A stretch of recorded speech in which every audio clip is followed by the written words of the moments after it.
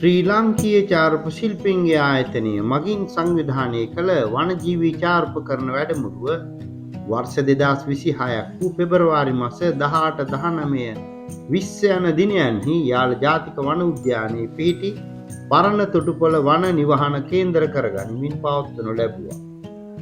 ශ්‍රී ලාංකීය චාරක ශිල්පීන්ගේ ආයතනයේ සමාජිකයන් සහ සමාජිකයන් නොවන අයගේ සහභාගීත්වය 18 දෙනෙකුට සීමා කර තිබුණා.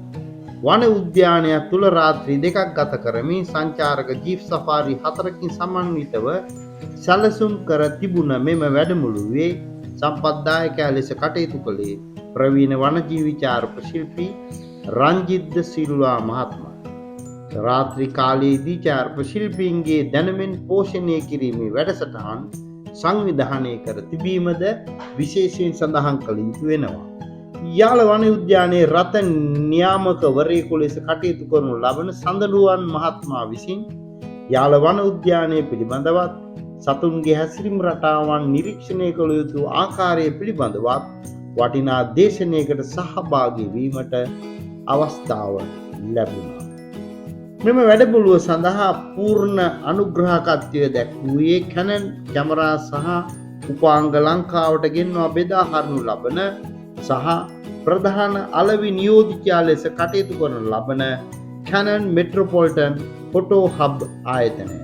නූතන කැනන් මිරර්ලස් කැමරා පද්ධතීන් පිළිබඳවත් වනජීවී චාරපකරණය සඳහා කැමරාව තුළ සිදු කර තිබෙන තාක්ෂණික දියුණුව පිළිබඳවත් වටිනා දැනුවත් කිරීමක් ප්‍රසංග රත්නායක මහත්මයා විසින් සිදු කිරීම පැමිණි සැමගේ ප්‍රශංසාවට ලක් වුණා.